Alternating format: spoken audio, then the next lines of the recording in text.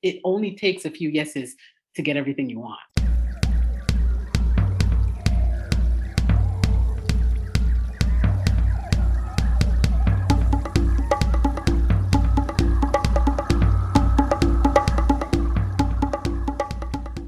What is up? Welcome back to the Wild Business Growth Podcast. This is your place to hear from a new entrepreneur or innovator every single Wednesday morning who's turning wild ideas into wild growth. I'm your host, Max Branstetter, founder and podcast producer at MaxPodcasting, and you can email me at max@maxpodcasting.com to save time with your high-quality podcast. This is episode 1234, if you ignore the deuce, and today's guest is Shondell Varcianna. She is the owner and CEO of Varci Media, a crazy cool content writing company that creates and edits blog content for financial institutions. She started it as a side hustle, turned it into a full-time business, and in this episode we talk about her entrepreneurial journey, how to blog specifically for your target customers, how to make sure your business doesn't take over that life and you maintain that balance, and one of my favorite things in the world, naps. It is Shondell, whose story she will soon tell. God, I'm corny. Enjoy the show. Alrighty, we are here with Shondell Varcianna, founder of Varci Media, and just an awesome person in the finance to content to blogging space, back to content. We could just, keep going with that intro. But Shondell, thank you for joining. How are you doing today? I'm wonderful. Thank you so much for having me. Of course, of course. Well, this is really cool. We're going to get into how you started Varci Media, how specifically you can blog and create content for your target consumers, which is such a tricky thing to do. Before we get into that, your early career is very focused on numbers, like everything numbers and finance and banking and kind of in that space. And then it goes more into like the words and content side. What pulled you into that numbers, we can call it, in banking space in the first place? You know what? That good question. I've never had that question, but I started working when I was 12, delivering newspapers, and then from there, I've always liked talking. So my mom suggested that I get a job doing telemarketing. So that was my first real job after delivering newspapers. I was like maybe I don't even remember how old I was, but I think 16 is when the legal age to work. And once I started doing that, I loved it. I loved calling people and bothering them. And when they would hang up in my ear, it was just hilarious to me. So I got good at that. And then I saw a telemarketing position in a bank, at Bank of Montreal. I'm originally from Toronto, Canada, and I applied and I got it. And that just went well, and I just kept working my way up into there. And then that led to me getting into. I was a mortgage loan originator for a while, and then I've had several positions in the bank. And then I left the bank, and then I started working for a company called Canada Mortgage and Housing Corporation. They're the PMI here, the same thing as PMI here in the US. I had two properties by that point. The property that I was living in, and I had a rental property, and I paid both of those mortgages off in about 11 years. And my girlfriend had suggested that I give people advice to do the same things. I told maybe 5 people. I don't even know if I told that many people, but she was just like going crazy and like, how did you do that? You've got to help other people to do the same thing. And I thought, sure, that sounds like a good idea. And I asked her, how do you think I should do that? And she said, I should start blogging. I had no clue what that was. I paid them off December 2011. So this is beginning of 2012. I had no clue what blogging was. So she explained it all to me. And then I thought that's a great idea and a great way to speak to, the masses, a large amount of people. So I literally taught myself how to blog, created a little website. And over time, my blog started to get popular. And then I was a part of that whole personal finance community. So I had experience on both sides of the fence. I had experience on what it took to get a mortgage, buy a rental property, pay both of those mortgages off, the flip side of being a loan originator. So I knew what the banks were looking for in terms of qualifying someone for a loan. So I spoke to my audience from both sides of the fence, to help them get a mortgage and then to help them pay it off. That led to a bunch of opportunities. Radio stations started contacting me at that point, and magazines wanted to hear my story. That led to me meeting a lady by the name of Gail Vaz Oxlade. She's the Susie Orman, but of Canada. And she brought me on her radio show, and we started doing some work together on her website. And that led to companies started to contact me wanting me to write for them.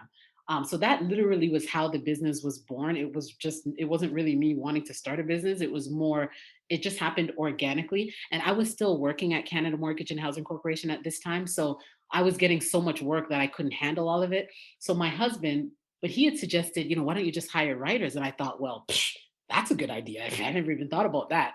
So that's what I did. I just hired some writers, and then eventually the business just was paying me more than Canada Mortgage and Housing Corporation, and I loved it. But I was just thinking, I don't need the job anymore. And if I was able to devote more time to the business, then I could really make a lot of money in it. So I just quit the job. We ended up moving to Atlanta. We brought the business to Atlanta, and here we are. And here you are, all that in a nutshell. Do you mind repeating? No, I'm just kidding. So it's so cool that it kind of started with newspapers and telemarketing, which I think there's super valuable things you learn from each of those things. Telemarketing specifically, what is a lesson that you learn from having that role where, I mean, it's a good thing you like to talk because there's a lot of talking in telemarketing.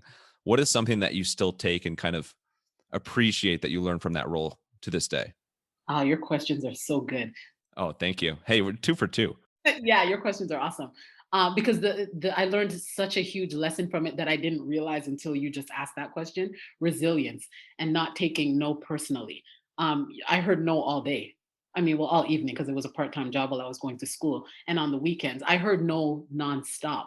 But it only takes a few yeses to get where you want to go, and that taught me that when I was telemarketing, that they're not saying no to me, they're just saying no. And I also realized that oftentimes when people say no, they may not necessarily want it at that time. Like there's so many reasons why people say no. And oftentimes I think we take it personally, but sometimes we're just not positioning the product or service well enough. Sometimes it's us, right? We're not meeting the need that they have in a way that is gonna cause it to sell itself.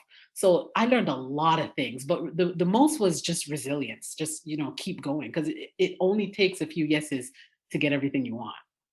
I love that you said they're not saying no to me. And it took you a little bit to realize that. But yeah, it is true when you think about it. It is easy to get bogged down when you see so much rejection, especially as an entrepreneur or someone in the telemarketing space.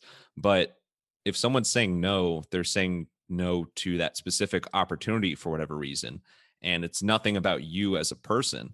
So you really need to reinforce yourself and keep fighting through those no's because, as you said, all it takes is a few yeses to get where you want to go. Exactly. Let's get to Varci Media, which you alluded to really started as a side hustle. How was that transition from side hustle to full-time gig? Very interesting because I did not grow up around entrepreneurs and business owners. So I really had to wrap my mind around owning a company and hiring people because I had the mindset of employee for a long time after starting my business. My husband used to say, you do have to have meetings with your staff. You do know that, right? Like he would just say things to me. What? You got to be kidding me. Why? So, like, because my husband comes from that world. Like, he was born into his mom and dad being business owners and seeing people around him running businesses. Me, no. I grew up around employees. And so I did not know what that looked like. I mean, you see people that own businesses, but to have firsthand knowledge of someone and you're seeing their day to day, it's completely different. Right? It's a different mindset. And that's really was my hardest that was hard for me to overcome, and it really, without my husband, I probably, I mean, without him I probably wouldn't even have started my own business, and him just showing me how you have to think differently when you have staff and when you're running a company. And if you start a company and you don't have a lot of capital, you're everything. You hire, you fire, you do your marketing, your HR. I mean, you're everything. So you have to really learn everything. Like when I worked at Canada Mortgage and Housing Corporation, I just had my job. I didn't know what was going on in HR or advertising. Yeah, I didn't know what was going on in those other departments, right? Because I didn't need to know. So, but when you have your own business, you do have to know what's going on in every area of the business. And then as you grow, you can hire that out. But that was something I really had to learn. And that was probably the toughest transition, was just getting my mindset around being an owner of a company versus being an employee in a company. First of all, meeting with your employees and having that two-way dynamic with your employees is obviously super important. What was Yes. another major adjustment that comes to mind when you think back to getting this business set up and really growing it? That Nobody teaches you. I mean, I wasn't taught a lot of things because, like I said, I didn't grow up around a lot of business. Also, but what was interesting is I have a degree in marketing. Most of what I know about marketing is just the boots on the ground, hustling. Right? They don't. I learned the four P's when I was in university. I mean, that's not helping me at all. That didn't. You learned the four P's of telemarketing as well.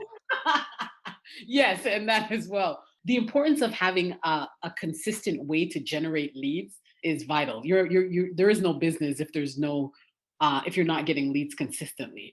And that was probably I had to learn that you always have to be marketing, and it has to be automatic because leads always have to come in or else there is no business at the end of the day. That was probably my biggest transition. Everything else, I have a degree in HR, I minored in HR. So hiring people, that all of that was easy to me. Talking to the staff, talking to clients, all of that was easy for me. Those are natural things for me. The figuring out how to get consistent leads was probably a bigger transition because we started with a lot of leads and we started with a lot of business, but you gotta, there's churn, right? People leave, and then you got to always have new people coming in to sustain and grow the business. So that was probably something that I really had to learn. Something else that I really had to learn was contracts.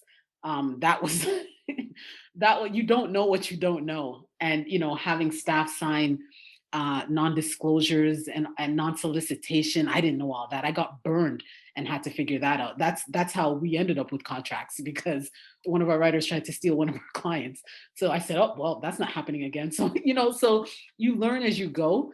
Those are great. It's really neat how you had the background in marketing and HR and you kind of knew those things. But then once you start a business, you get slapped in the face by all these other things that like you had no idea about. Nobody tells you beforehand. And Yes, sometimes it is like the contracts or like how you pay taxes or like yes, it's like things like that that are, seem like smaller things to consider at the start and then they can take up a lot of time. absolutely. So something that you and your team are really making a name for yourselves and I think are exceptionally good at, it's tough to say exceptionally good at, is blogging specifically with your target customers in mind. And part of the reason I say that is because a lot of your content and the content of your clients that you work with is in the finance space. You do a lot of content creation for financial institutions, which I think a lot of people, especially those outside of the finance space, when you hear finance, you don't think instantly blogs and exciting content and like rich content from that space. Like it's a focused area. Unless you're familiar with it, you're just not quite sure what that looks like. But you've literally built a business off this and continue to grow a business off this. How do you keep your target customers in mind and front and center when you are creating content such as blogs? I understand the industry extremely well since because I've been working in it since I was 18. So it was a natural transition for me because I've worked in the industry for so long. When I was blogging, when I paid off a couple mortgages and I started blogging, people were coming to me for advice, but they weren't coming to me for advice because I had worked in a financial institution. They were coming to me for advice simply because I was in front of them and I had paid off a couple mortgages. That's why they were coming to me. And I knew there was a gap. There was a gap between all of the information that is in financial institutions and how that's getting to their ideal customer. Because the people who are asking me for advice is the financial institution's ideal customer, but they're going to people who are in front of them, not necessarily the people who have the most knowledge. And that's where I knew there was a gap. And that was where I said, okay, I can help financial institutions get their message to their ideal customer by getting in front of them with content that they want. And I'm still on both sides of the fence. I work with financial institutions and I have rental properties. So I got some mortgages. So I'm still on both sides of the fence. So it was just an easy gap to bridge. And that's really how we built the business. We keep them at the forefront of our minds, and then we write content that helps to keep them at the forefront of their customers' minds. Are there like checks or I guess like safety checks you can do after you have a draft of a blog post written to make sure that you are actually speaking to your target customers? There's no one size fits all. You have to keep on creating consistent content and continue to test the content that you are putting out there. And you have to continue to look at the analytics to see what's resonating with versus what's not resonating. But before you even start putting out any type of content, there should be a lot of research done to know exactly what you should know, for one, who your target audience is and what they want. Like, what are their pain points? What questions are they asking? What problems do they have? You want to know all of that before you start creating any type of content, because without knowing that, you won't really know what to create. The only type of content you should be creating is content that is solving some type of problem that your ideal customer is having, or else you're kind of just talking to yourself.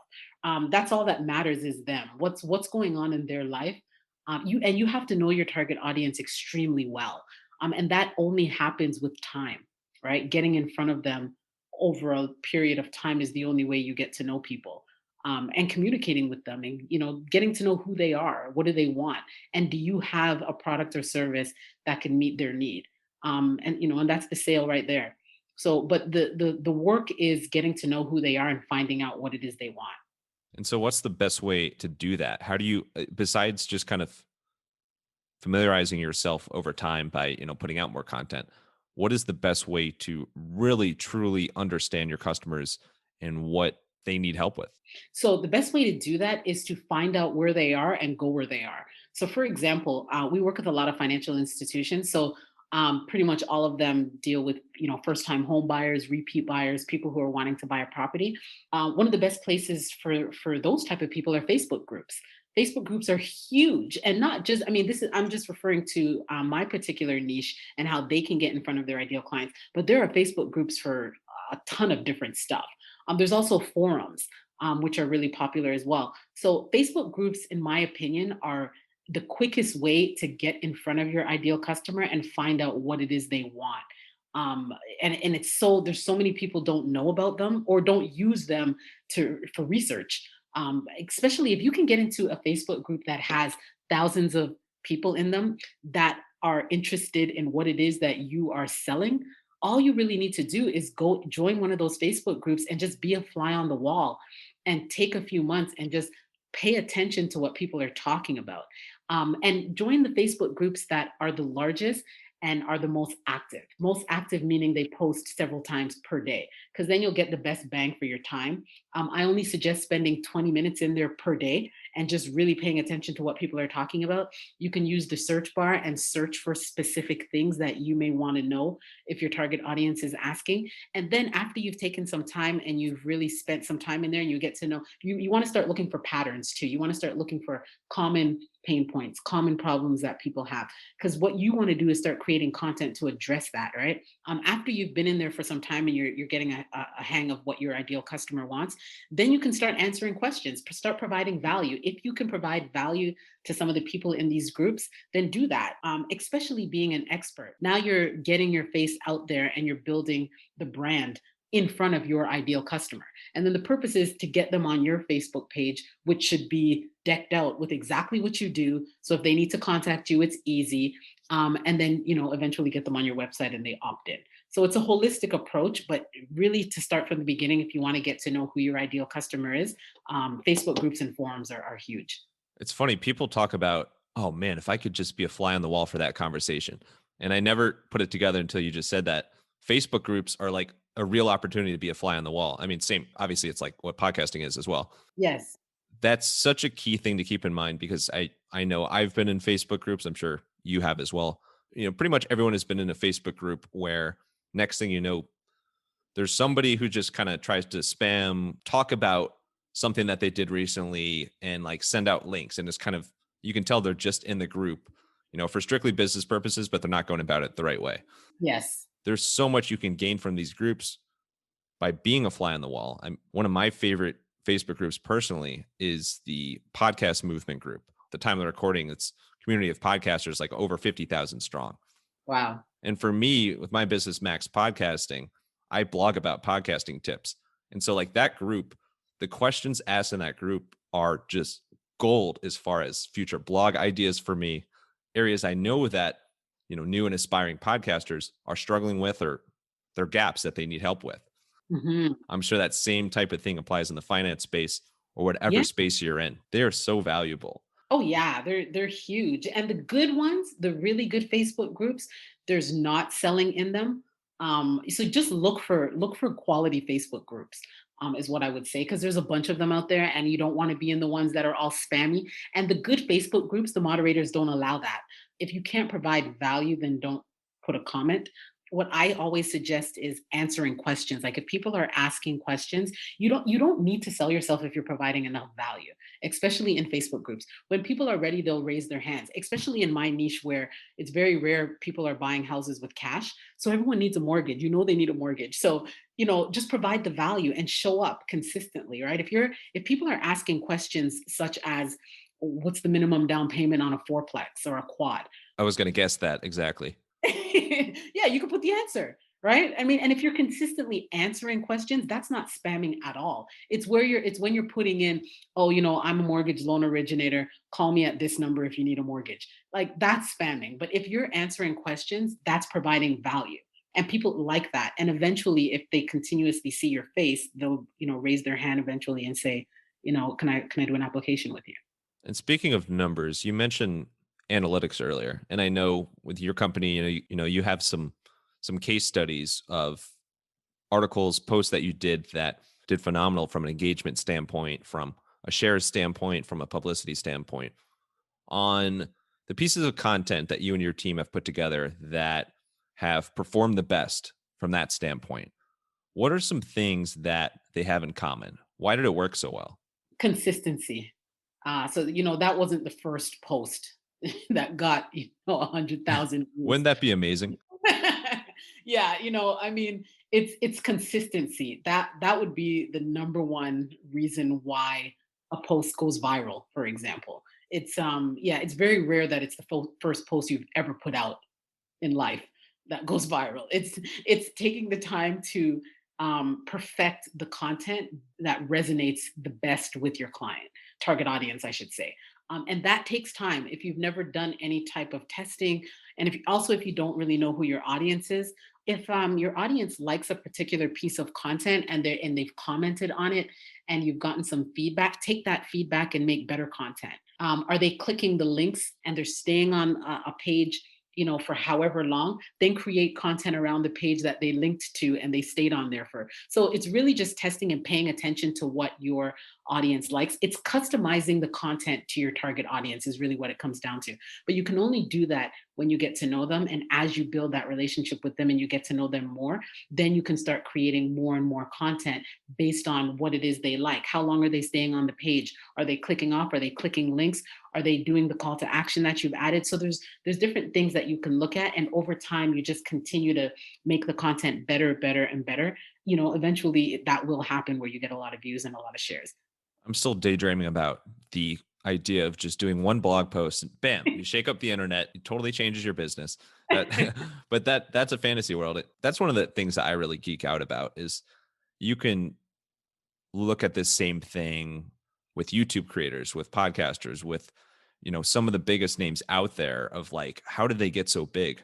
And you look back 10, 20 years ago, and these people are doing, putting content out there that's barely getting any traction. But the Oh fact yeah. that they were consistent, they got better over time, they learned their customers, their audience so well, and just kept doing it. That body of work is what ultimately helps to drive the big splashes that they're now getting consistently.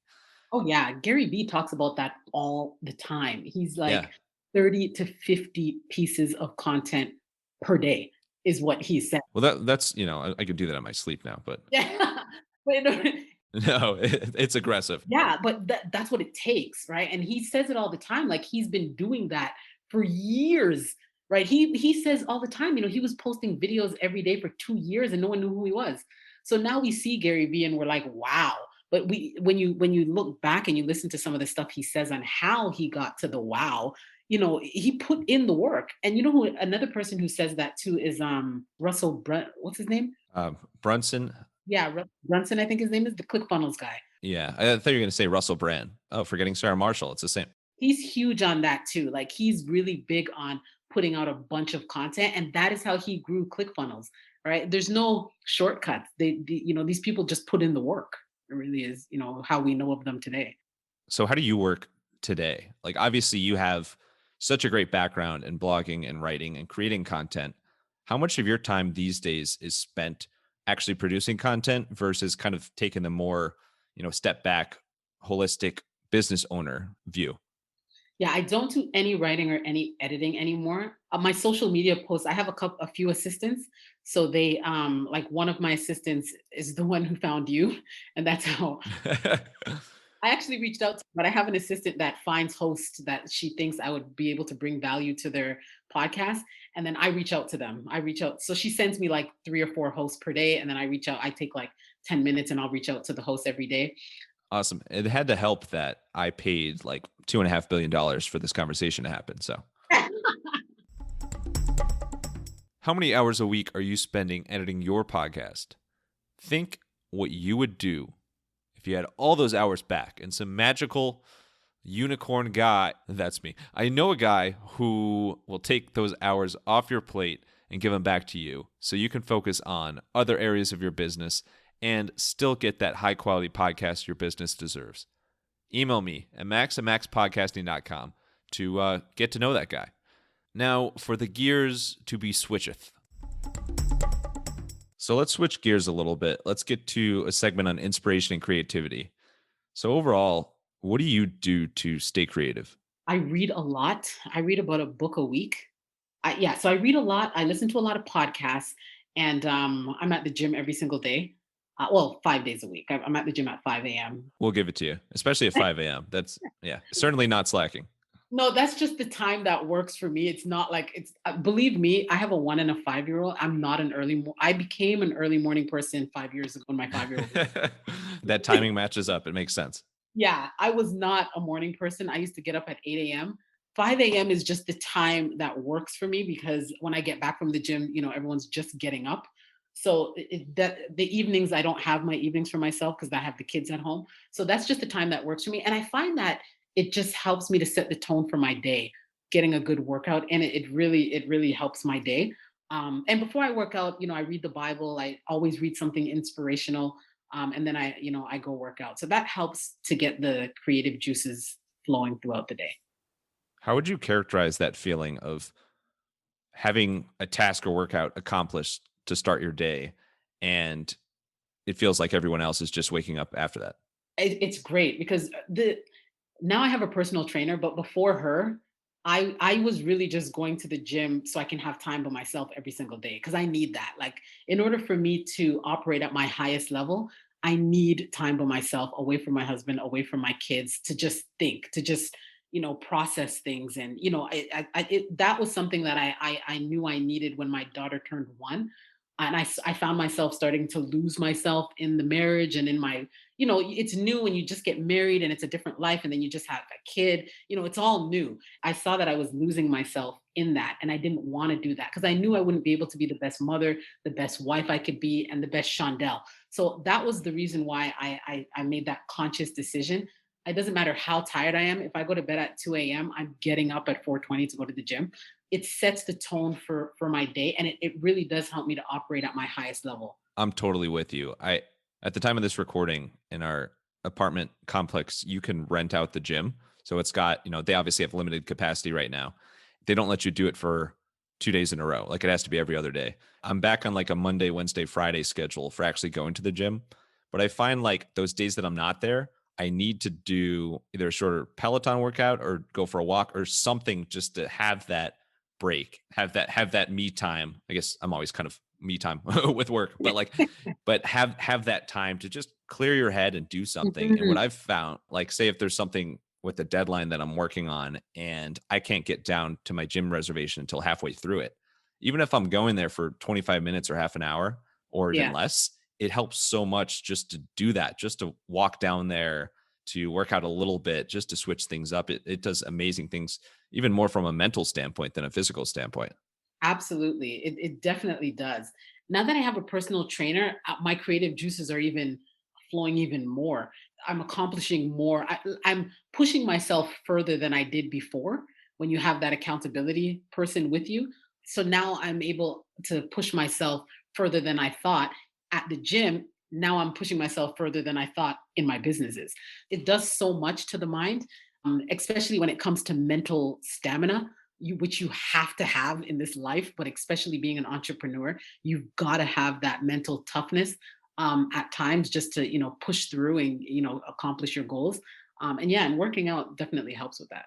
It does. Yeah. So we work out, not to brag. You're someone who used to do everything on their own.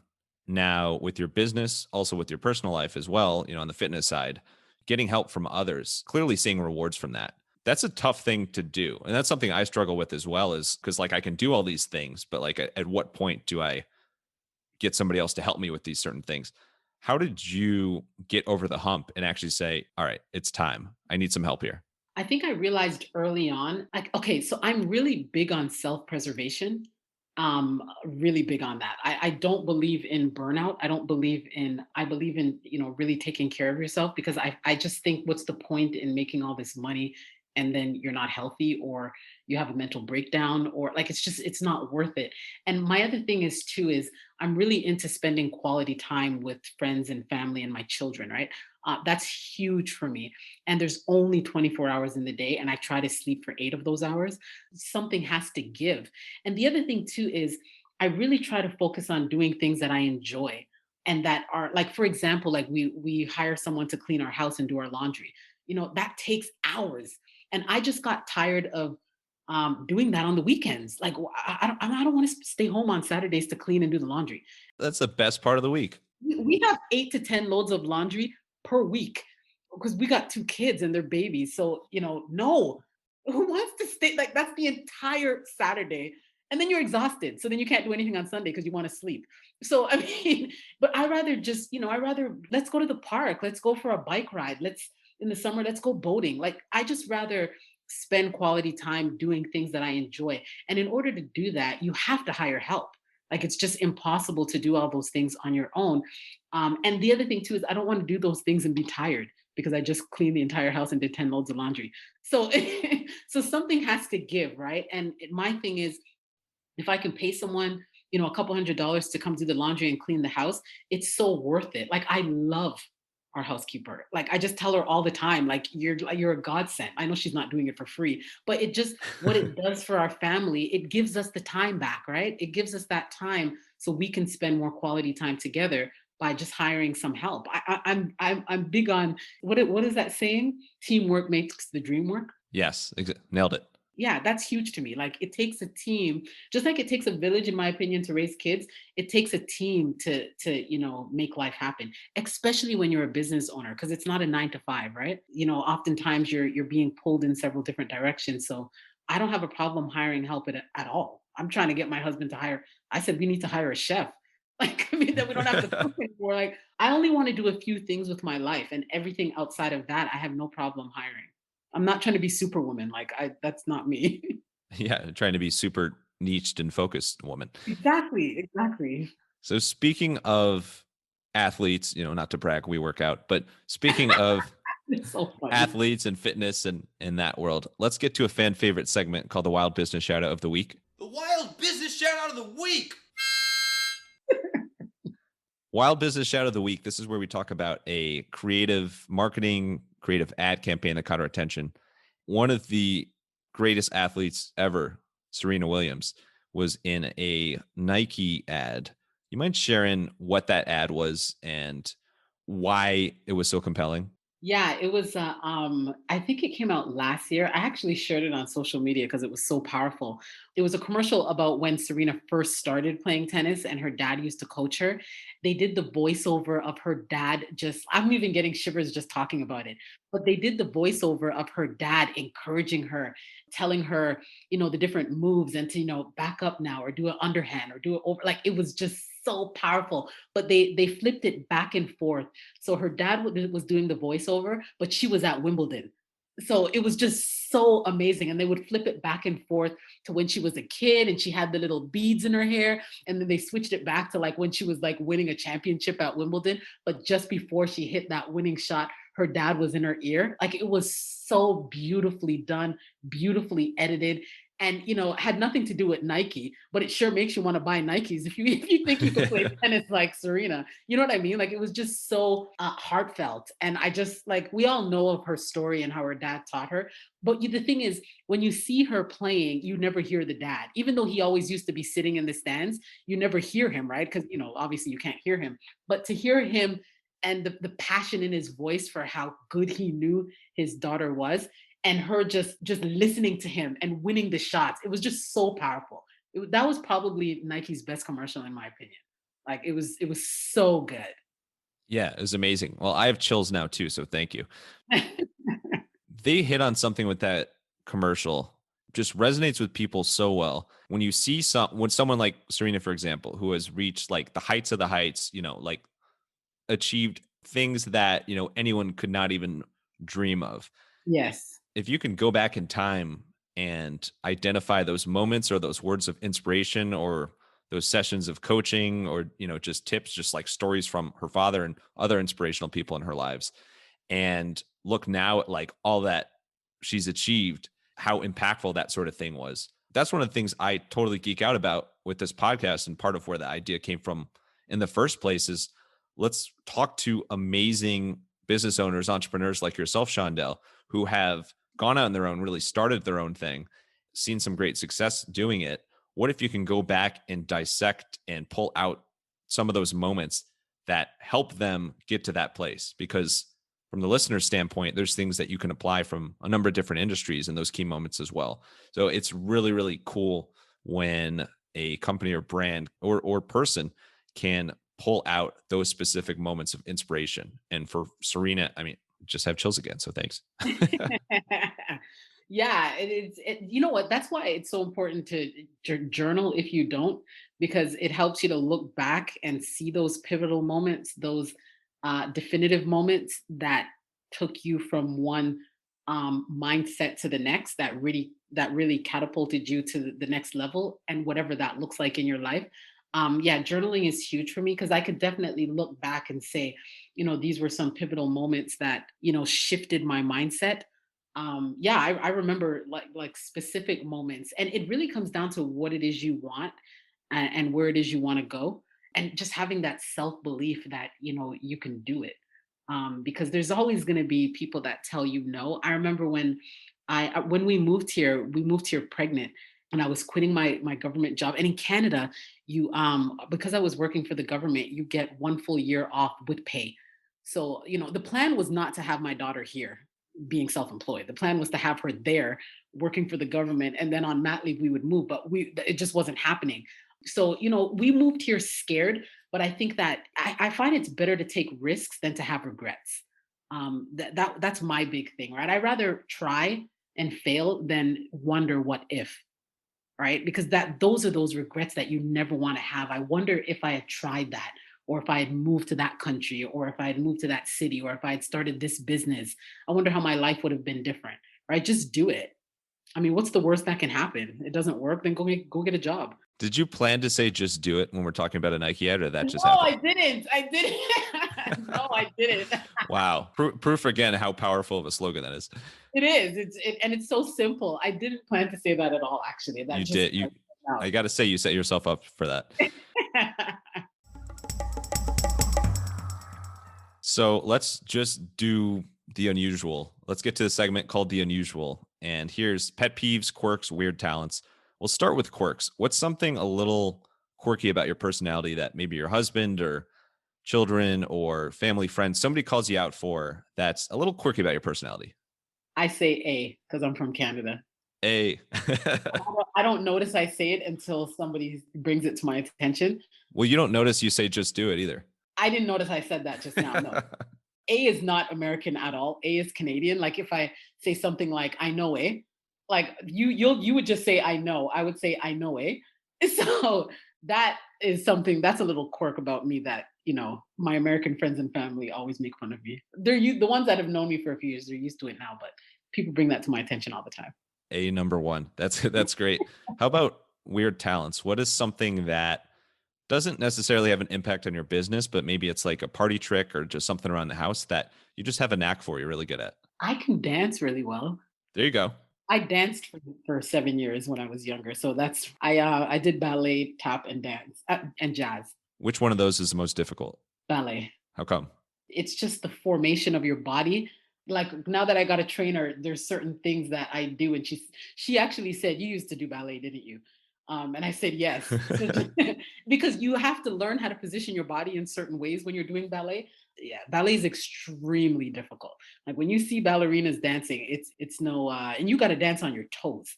That's probably a regret that I have. I wish because I was wanting to take it more professionally, but my ballet teacher, she retired, and then I just lost it. I lost the passion once she left, and then I just, decided to go into business. But I love ballet. I love dance. Hey, it's never too late. You can, you Oh could start no, ballet later today if you want. my daughter does that now. Like, no, no, no, no. I'm too old for that. You can coach her. Oh yeah, I can. I can. How about pet peeves? What's something that grinds your gears a little bit? When people put negative comments on social media, I never get that. Yeah. Like, weren't people taught if you have nothing good to say, don't say it at all? I just like, why would you Right. take the time to put a negative like that? To me is like, do you have nothing else to do?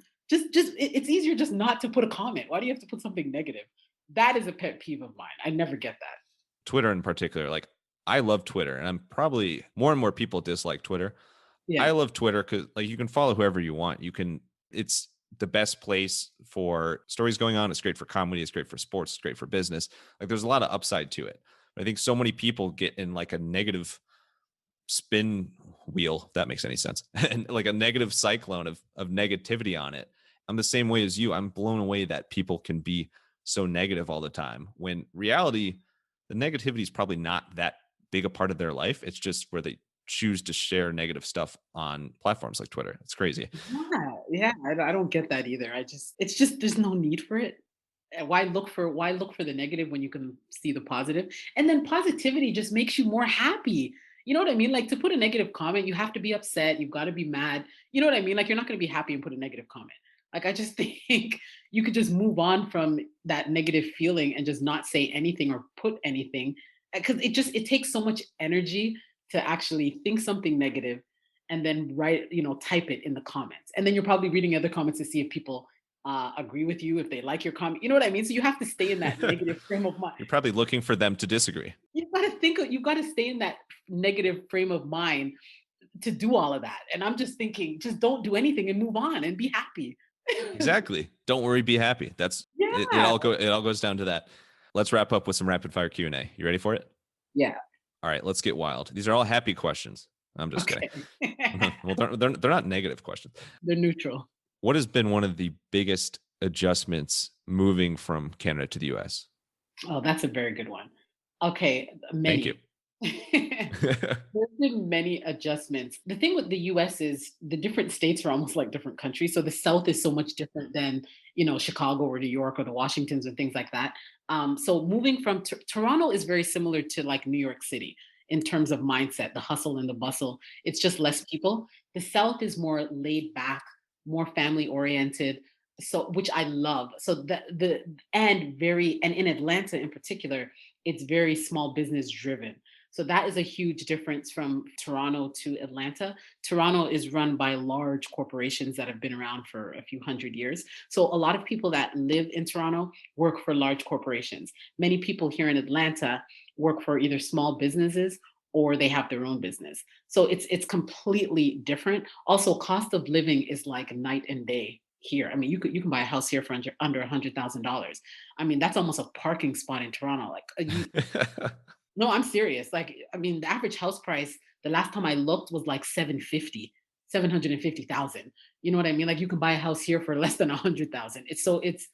It's and now don't get me wrong, minimum wage and cost of living is obviously inflation, all of that factors in.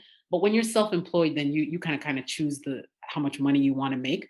So those are the weather in Toronto versus here is there's no comparison. It's always cold in Toronto. And it's cold everywhere in Canada. You can literally move to different states and have different weathers. Everywhere in Canada is cold and expensive. Consistency is key, right? Those are the main differences why I decided to move was cost of living and weather. You mentioned that you make a point to wake up at 4:20, I think you said, even if you were asleep at 2 a.m. the night before. Other than coffee, if you're a coffee drinker, what No, is the best way to not crash the entire day after when you're running on such little sleep? I'll take a nap. I'm big on naps. Like I'll take like, a 30-minute nap if I can. Because I also have young kids that, I don't know who wears me out worse, my personal trainer or my kids. I'm always, tired with them. Having that routine and working out in the morning just kind of helps. I don't have a problem with taking a nap. I also go to bed really early. Like I'm in bed by 8:30. If I'm up until 2 a.m., something's going on. I'm not just kind of watching TV until 2 a.m. Business or something happened why I'm up that late. That's usually work or something. But yeah, I'm not binge watching Netflix until 2 a.m.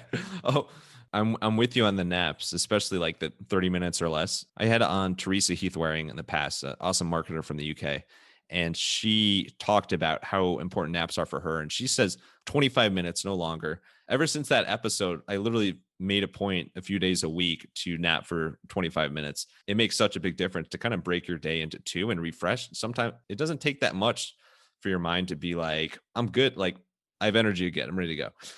All right. I know this is not rapid fire at all. I really struggle with that. What has helped you the most from studying and learning about HR? Like, what's one HR takeaway that you think has really helped you as you've started and grown your business?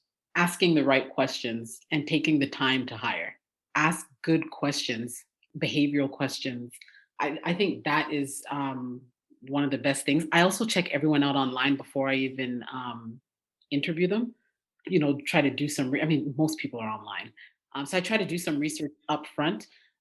Yeah, like what are they doing online? What else? What's happening? You can get a lot of information from somebody online, and that also helps to interview well, right? We can have more of a conversation because I've done some research on them versus having to ask them everything, right? And then social media will tell me things that the resume won't because the resume is polished. Social media oftentimes is not, especially people's personal pages. So that can tell me a lot about who they are, their personality. Once I talk to people, you can kind of get a feel for, the connection that you'll have with them, or if they'll make a good fit with your team by asking those questions. Zoom interviews where you can look someone in the eye and you can actually have that connection with them as well. Because we hire, like my assistants are in the Philippines, so I've never met them face to face, but we've had Zoom calls and things like that. So that all of that helps. Especially if you have a virtual business, you have to ask good questions because you don't have the luxury of meeting them face to face. So the Zoom calls are great for that and just asking the right questions. And then last one, you mentioned with telemarketing, you got a lot of no's and probably a lot of people slam the phone down, hang up on you.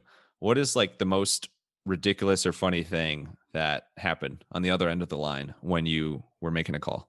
I didn't get that many crazy things, but just people being on the toilet and me hearing the toilet.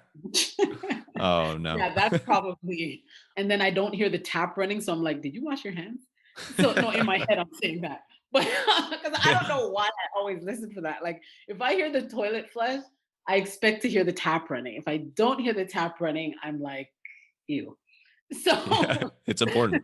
arguing, I've gotten that too, where people have said, "Hold on," and they're having a full out argument with their spouse, and I'm still on the phone. Like I've had that a couple times as well, and I've listened to some conversations for 2 minutes and then I've hung up, but they just don't come back. I've had that a few times as well. There you go. Fly on the wall yet again. Well, thank you, Shondell. This has been amazing. Really appreciate you doing this interview with me while I'm sitting on the toilet this whole time. But this is amazing. Thanks so much for sharing the Varsity Media story, your business entrepreneurship tips, blogging tips.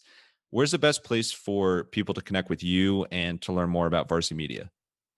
Yeah, thank you so much for having me, by the way. I'm on LinkedIn most often, so my handle is Shondell Varcianna. Get me at my website, Varci Media, VARCI media.com. Perfect. You are very much welcome. And last thing, final thoughts. It could be a quote, a line. You could just say, just do it. Okay, I stole that, so you can't. But final thoughts, stage is yours. Send us off here. Consistency is key. Consistency and content that will resonate with your audience is key to speaking to your audience. the consistency of consistency. Thank you so much, Shondell, for sharing your consistent stories, tips, lessons, and beyond. And thank you, Wild listeners, for tuning into another episode. If you want to hear more wild stories like this one, make sure to subscribe to the Wild Business Growth Podcast on your favorite app and tell a friend about the podcast. You can also find us on Good Pods, hear what myself and many other cool people, not saying I'm cool, are listening to. And for any help with podcast production, you can learn more at MaxPodcasting.com. Until next time, let your business run wild. Bring on the bongos!